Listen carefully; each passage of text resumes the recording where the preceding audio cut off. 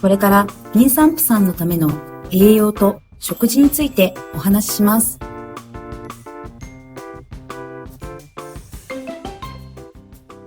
バランスの良い食事をとることは、赤ちゃんの健やかな成長とお母さんの健康にとって大切です。食事は1日3回とり、主食、主菜、副菜を揃えるように心がけましょう。食事バランスガイドとは、1日に何をどれだけ食べたらよいかがわかる食事量の目安です。主食、副菜、主菜、牛乳、乳製品、果物の5つのグループの料理や食品を組み合わせて取れるよう、コマに例えてそれぞれの適量をイラストでわかりやすく示しています。上から順に面積の大きいグループほどしっかり食べていただきたいものになっています。食事に欠かせない水分はコマの軸、菓子や嗜好飲料は食生活の中の楽しみとしてコマを回す紐で表されています。また、適度な運動によってコマは安定して回ることを表現しています。妊娠中と授乳中は妊娠前よりも多くの栄養素の摂取が必要となります。妊娠前、妊娠初期の1日分を基本に、妊娠中期、後期、授乳期の方は負荷量を目安にプラスして摂取しましょう。バランスよく食事が取れているとコマが安定して回りますが、どのグループが欠けても多すぎてもコマが倒れてしまいます。コマが倒れないようにそれぞれのグループについて確認していきましょう。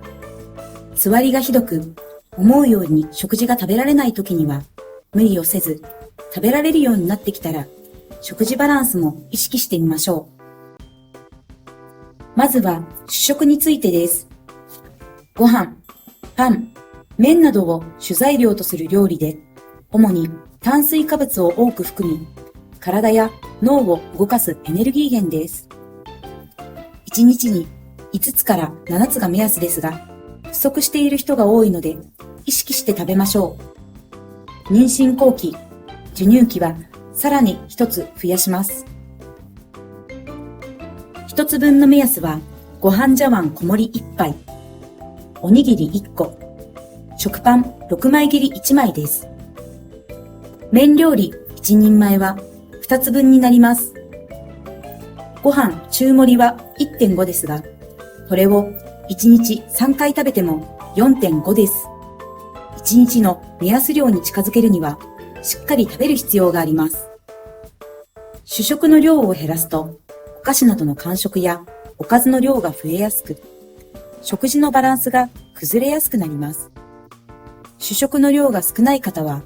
おにぎりやパンを間食に取り入れるなど工夫してみましょう。次に、副菜についてです。野菜、きのこ、芋、海藻などを主材料とする料理です。副菜は、ビタミン、ミネラル、食物繊維など大切な栄養素が含まれていますが、不足しがちな傾向にあるため、意識して食べるように心がけましょう。1日に5つから6つが目安です。妊娠中期以降は、さらに1つ増やします。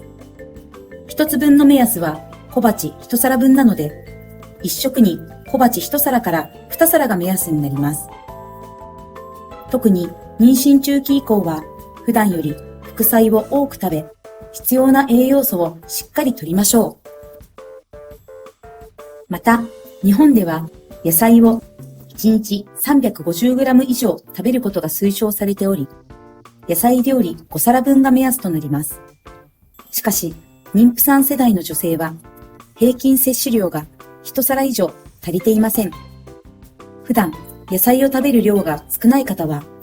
1皿増やすことから始めてみましょう。野菜に含まれる葉酸は、妊娠中に摂りたい栄養素の一つです。妊娠前から妊娠初期は、赤ちゃんの神経管閉鎖障害を予防するため、通常の食事に加え、サプリメントなどによって、付加的に葉酸を摂ることが望まれます。日頃から野菜をたっぷり使った副菜で、不足しがちなビタミン、ミネラルを摂る習慣を身につけましょう。野菜を食べることは、生活習慣病などの予防にもつながるため、健康を維持する食習慣としても大切です。野菜を増やしたいときは、生野菜だけでなく、加熱した野菜も取り入れてみましょう。傘が減ってたくさんの量を食べることができます。時間のあるときに野菜をカットしたり、茹でておいてすぐに使えるようにしておくと便利です。また、市販のカット野菜や冷凍野菜、お惣菜を活用するのも手軽な方法です。外食をする際は、野菜の多いメニューや組み合わせを意識して選んでみると良いでしょう。次に、主菜についてです。肉、魚、卵、大豆及び大豆製品などを主材料とする料理で、タンパク質や脂質を多く含みます。1日に3つから5つ分が目安です。妊娠中期以降は1つ増やします。1つ分の目安は卵1個の料理や納豆1パックなどです。魚料理1人前は2つ、肉料理1人前は3つと数えます。朝に卵を食べたとしたら、昼食と夕食は別のものを食べるなど、特定の食材に偏らず、様々な主菜を組み合わせて食べるように心がけましょう。また、主菜は貧血予防にも上手に使いましょう。妊娠すると母体の血液量が増えるため、多くの鉄分が必要になります。鉄分を含む豚肉、牛肉のヒレ肉やもも肉といった赤身の肉や赤身の魚を上手に取り入れ、鉄分の補給に努めましょう。大豆製品やほうれん草、小松菜にも鉄分が含まれます。鉄分の吸収率を高めるために、果物や野菜、芋などのビタミン C を含む食品や動物性タンパク質と一緒に摂ると良いでしょう。鉄分を多く含む食材として、レバーを思い浮かべる方がいるかもしれません。しかし、レバーにはビタミン A がとても多く含まれています。ビタミン A は過剰摂取により、お腹の中の赤ちゃんに影響が出る可能性があります。特に妊娠を計画する人や、妊娠3ヶ月以内の人は、レバーやうなぎなどのビタミン A を多く含む食品の大量摂取を避け、サプリメントなどの利用には注意しましょう。次に、カルシウムの供給源である牛乳、乳製品についてです。カルシウムは体に欠かせないミネラルの一つですが、妊婦さん世代の女性は特に摂取量が少なく、不足している栄養素の一つでもあります。妊娠中は赤ちゃんの体を作るためにもカルシウムを積極的に摂りましょう。1日に2つが目安です。妊娠後期、授乳期はさらに1つ増やします。1つ分の目安は牛乳コップ半分、ヨーグルト1パックです。1日に牛乳コップ1杯、またはヨーグルト2パックを目安に食べると良いでしょう。カルシウムを含む食材には、牛乳、ヨーグルトなどの乳製品のほか、緑黄色野菜、大豆製品、小魚、切り干し大根などがあります。特に牛乳、乳製品はカルシウムの量が多く、吸収も良いのでおすすめです。カルシウムの吸収率を高めるために、魚やキノコなどビタミン D を含む食品と一緒に摂ると良いでしょう。また、散歩をするなど適度に日光に当たることでもカルシウムの吸収率が高まります。次に、果物についてです。果物には食物繊維、ビタミン、ミネラルなど妊娠中に摂りたい栄養素が豊富に含まれています。1日に2つが目安です。妊娠中期以降は1つ増やします。1つ分の目安はみかん1個、りんご半分です。果物は短時間でエネルギーになるため、夜よりも朝食や昼食、間食など日中に食べるようにすると良いでしょう。食事バランスガイドの紐の部分は菓子や嗜好飲料を表しています。食べる量や時間に気をつけましょう。食生活の楽しみ程度に捉え、1日200キロカロリー以内を目安にしましょう。特に注意が必要なのは菓子パンです。菓子パンは砂糖や脂質が多いため、主食ではなく菓子に分類されます。食事の時間に菓子パンを食べている場合は、食パンやロールパンに変えると主食になります。1日3回の食事のリズムも大切にしましょう。1日3回食べないと必要なエネルギーや栄養素が取りきれなくなってしまいます。特に朝食を食べない方が多いため、食べる習慣のない方は、まずはパンや果物など食べやすいものから取り入れてみましょう。また、夕食が遅くなる場合は、夕方に軽くおにぎりなどを食べておき、夜は低エネルギーのスープやおかずなどを食べる分食がおすすめです。妊娠初期はつわり、後期は大きくなった子宮で胃が圧迫されることにより、一度にたくさんの食事が取れないこともあると思います。食事バランスガイドを参考に、足りない部分は間食で補うと良いでしょう。間食はお菓子ではなく、牛乳やおにぎり、果物など、食事で賄えないエネルギーや栄養素を補うものがおすすめです。次に、減塩についてです。妊婦さん世代の女性は外食や加工食品からの食塩の摂取が多いと言われています。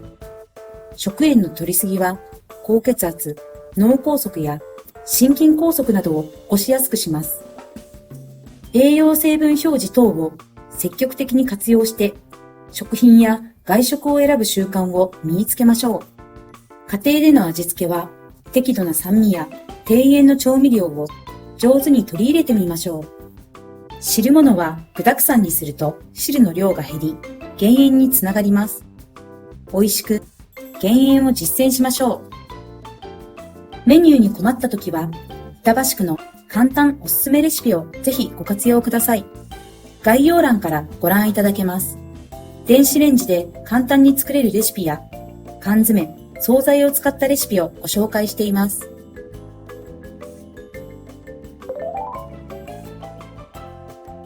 皆さんはご自身の妊娠前の体格、BMI を知っていますか？ BMI は体重をメートルに直した身長で2回割ると計算できます。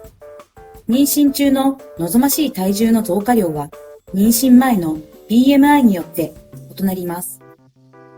ご自身の BMI がどの区分に入っているか見てみましょう。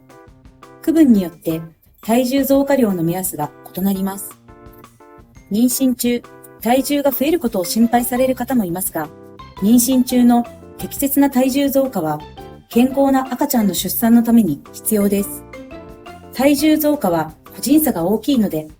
医師や助産師の助言を受けながら、食事の内容や取り方、生活の仕方などを意識して過ごしましょう。